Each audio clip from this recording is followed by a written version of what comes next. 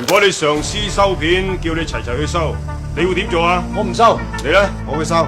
其實呢個世界上所有嘅規例都係死嘅，交到落你手上執行嘅時候，你係生。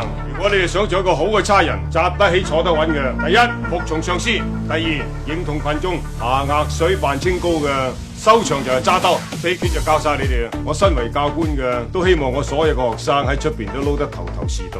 如果開學第一堂課，阿 Sir 唔教你捉賊，而係教你點樣收黑錢，你會點揀？呢個唔係電影入面嘅大龍鳳，而係嗰個年代港英警界嘅真實寫照。貪污唔係選項，係必修課。初出茅廬嘅雷洛我，仲以為可以靠正直出頭，但現實好快就會刮醒我。一齊睇下我呢個自命清高嘅後生仔，點樣被現實一步步逼上梟雄之路。講起我雷洛呢一生，真係精彩過睇四仔。我唔係講錯，係傳奇過唱粵曲，盞鬼過食生菜。故事要翻到上世紀40-50年代嘅香港講起，嗰陣時社會七國咁亂，大批難民喺內地湧嚟，我屋企都係嗰個時候過嚟落腳，世道艱難，普通人想搵2餐溫飽都唔易㗎，真係人浮於事。1949年，我下定決心報考全城排名 Top 1，而且入選985嘅黃竹坑警察學校。講到尾，最初嘅目的好純粹，就係為咗有餐安樂茶飯食。點解要當差啊？你呢？我問你啊！為咗食飯咯。喺黃竹坑警察學校6個月嘅嚴格 training， 捱更抵夜，操到包皮都甩幾層，終於捱到畢業嘅日子。喺學校嘅最後一堂課上面，個樣生到好交切霍元甲嘅教官，親手炮製咗一煲老火雞湯，落足料，當場為我哋呢班即將出街行必嘅新仔飲。佢首先問我哋會用咩準則去維持社會秩序，我血氣方剛，膽粗粗第一時間舉手搶答。香港嘅法律同埋警務嘅條例。跟住另一名同學話會嚴格跟足上級 order 做嘢，點知阿 Sir 跟住拋出啱先開頭嗰個靈魂拷問，大力咁懟咗一嘢當時嘅社會現實。如果你上司收片叫你齊齊去收，你會點做啊？我唔收。阿 Sir 話想要做出人頭地嘅好警察，必須要服從上級 order， 埋人哋堆，人哋點做自己就點做，否則我哋將來對手就唔係揸扮板，而係揸兜乞食。聽完阿 Sir 咁直白傳授貪污生存法則，我心入面極其唔妥。我自命清高，心氣又高，咪當撞聾聽唔到，扮懵耷低個龜頭，自顧自擦皮鞋。喺我當時嘅觀念入面，做差佬收黑錢，簡直係奇恥大辱，講出去都收家。而家諗翻轉頭，教官喺課堂公然教新仔收受賄賂，就知當時嘅貪污根本唔係個人行為，而係成個系統嘅制度性腐敗，由上到下都蛇鼠一窩。喺咁樣一個大染缸入面，保持清白反而變成咗異類。所以話呢，針冇兩頭利，好多時候入一個新環境，課本上嘅規則同現實嘅潛規則永遠係衝突嘅。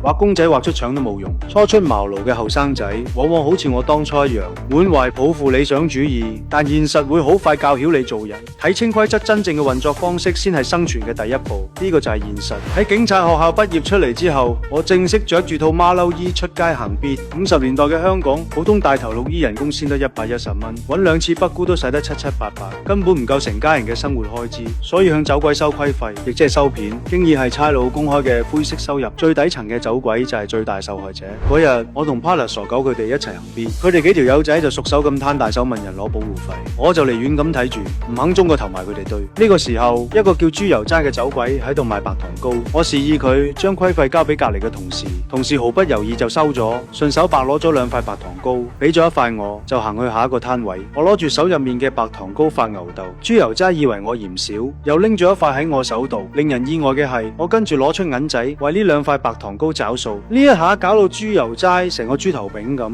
佢做咗咁耐生意，第一次遇到差人食嘢會俾錢。陳完之後，我同傻狗去茶餐廳食飯。我往碗度加日本進口生可樂嘅時候，發現隔籬有位阿叔成日鹹鹹濕濕咁啤實我都好有禮貌咁點頭示好。呢個 moment， 一名差人喺出邊衝入餐廳，好鬼交興咁同傻狗講，話傻狗即將扎職成為便衣探員，仲要調去當時警界權勢最大嘅華人探長顏同嘅大碼頭做事。餐廳入面嘅伙計聽到，紛紛上前恭賀同討好佢。豬仔得食噓噓含，傻狗扮晒魚蝦蟹咁，話要用今日收嘅陀地請全場伙計食鹹酸菜，炒大笨象歡喜。跟住佢行去嗰個望住我嘅阿直面前扮嘢。喂，呢餐啊食飽啲咯，我啊跟顏同佬啊老友。你見到顏同認佢做契哥啦，你個款似佢嘅。傻狗喺阿直面前食晒檸檬咁自取其辱，唯有死死地氣翻歸揾媽咪。呢個時候我叫伙計埋單。唔使啊，傻狗包啊！唔使啊，我有錢。有人俾錢，使乜使鏡啊？我唔中意佢啲錢啦，臭嘅。你點知啊？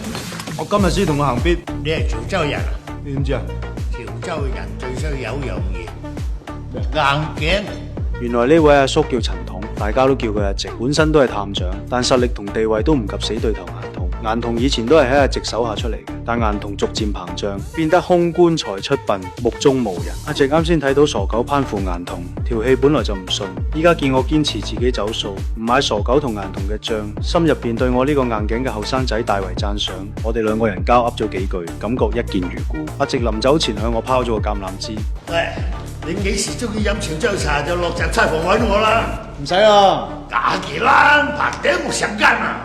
之後嘅日子，我死牛一邊頸，始終堅守唔收黑錢嘅原則，但咁樣搞到我同成個警隊格格不入。有一次查賭檔嘅任務，帶隊嘅伙計嫌賭檔老闆俾嘅廿雞屎規費太少，獅子開大口要加錢，雙方差啲動手，最後喺另一名便衣嘅調解下，老闆攞出咗60蚊，班伙計將錢分成6份，分一份俾我嘅時候，我直接 say no。呢種唔合群嘅行為令我遭到伙計排擠同惡意投訴，搞到周身蟻。好彩阿直多次出面保住我份工，次次都幫我執手尾。有一日，阿直喺走廊食午夜神，見到孤立無援嘅我，忍唔住塞錢落我袋。今次咧，我可以救到你，但以後點咧？你搭得呢條船，隔立邊你都唔肯掹啊！我睇你跌緊落水嘅。聽完阿直嘅呢番說話，我心大心細，但始終冇隨波逐流。當初我俾錢買白糖糕，拒絕食白食嘅行為，都係守住自己早期嘅底線同尊嚴。亦阿直嘅說話講穿咗職場站隊嘅殘酷性，唔埋堆嘅規則就會被佢哋淘汰。喺劣幣驅逐良幣嘅環境入邊，堅持原則要付出好大代價。如果冇阿直咁樣嘅貴人相助，我嘅差人生涯早就玩完。呢件事都教識我，守住底線嘅同時，都要揾到可以庇護自己或者志同道合嘅力量，先至可以喺呢個大染缸入邊企穩陣腳。做埋晒呢啲喺大街抄牌嘅綠衣大頭鬼，搞到荷包先都唔先下，真係陰公豬。但好彩我有劉德華塊靚仔面，喺香港識咗個波大羅大嘅拖友阿霞。因為我窮，兩個人周不時打啤都要鬼鬼祟祟，甚至乎連 Dom 都買唔起一個。呢日我帶阿霞去戲院睇 Eason 演唱會，到售票處先知道飛要6蚊雞一張。我哋兩個人連 bra 連埋孖煙通都湊勻晒，始終唔夠錢，我唯有出去揾黃牛買飛。啱好賣黃牛飛嘅就係之前賣白糖糕嘅豬油齋。豬油齋一嘢就認出我呢個正直差人，直接用3蚊紙價錢俾咗我哋2張飛，真係俾足晒面。位置視野雖然喺白雲山摩星嶺咁高，但好彩我哋帶咗天文望遠鏡。就喺我哋準備入場嘅 moment， 一個麻甩佬突然撞咗阿霞一嘢，搶走咗佢跌喺地下嘅銀包。我即刻追上去，一直追住，將隻屎忽鬼逼喺一條挖頭窄巷入邊。憑住警校學過嘅3腳貓功夫，我3兩下就砌低隻死扒手。但好快，扒手嘅2名同伙喺唔知邊忽失驚冇神彈咗出嚟，雙拳難敵4手，抽咗幾 round 就落咗下風。危急關頭，豬油齋及時殺到，擋喺我面前，同佢哋又嗌又細。邊啊邊啊！大家揸住嚟啊！邊條水啊？我話啦，呢度打落10幾條街啊，邊個唔知道我係同女已經炒黃牛飛嘅豬油劑啊？豬油劑？煮咩油劑啊？你識唔識啊？唔識喎。哇！俾下面啦，而家冇乜嘢，大家和和嗰個咪算啦嚇。算你老母！對方識豬油齋係老鼠，唔俾面直接喐手。豬油齋反應夠快，一個屈尾十扯落頭頂塊遮雨布，將幾個人一鑊熟，真係 thank you very much。俾碌嘢我哋兩個揸住，我兩個趁機攞起大碌竹打落水狗。兩個人直情唔知幾有默契，一個打膠，一個打頭，一於打到佢地龜頭高過5層樓。最終將班爛仔打得翻歸，揾媽咪食奶奶。阿霞喺隔離睇到眼定定，終於俾我威翻鋪啦。佢心入邊經已應承俾我擺半條入去。豬油齋夠晒醒目，佢話聽晚再請我哋睇周杰倫嘅演唱會。經過呢單嘢，我同豬油齋結落咗深厚嘅友情。豬油齋走咗之後，我先發現我嘅寶貝唔見咗，弊家伙，我唔見咗個肉嘴啊！喺呢度啊！我想將呢個全家肉嘴檔定情信物送俾阿霞，同佢講出諗拉埋天窗嘅計劃。但阿霞將肉嘴俾翻我，提議我上門提親嘅時候將肉嘴當彩禮，咁樣喺佢老豆面前唔會顯得太肉酸。第二日我專登去 supermarket 買咗2支冰紅茶同2條中華牙膏，大搖大擺嚟到阿霞屋企提親。阿霞嘅老豆長年擺檔賣飛機欖，飽受差佬收規費嘅盤剝，對差佬恨之入骨。當佢知道我唔單止係差佬，仲係個連陀地都唔敢收嘅窮差佬嗰個 moment， 嬲到發爛渣，當場將我散到立立靚。我話俾你聽，做差人一定係衰人，我就唔係呢種差人。咁就更加衰上加衰，因哋啲差佬咧曉收片，呢秒收片啊，你就5時1世窮。你想揾我女嘛？得5萬蚊啊，呢位啊！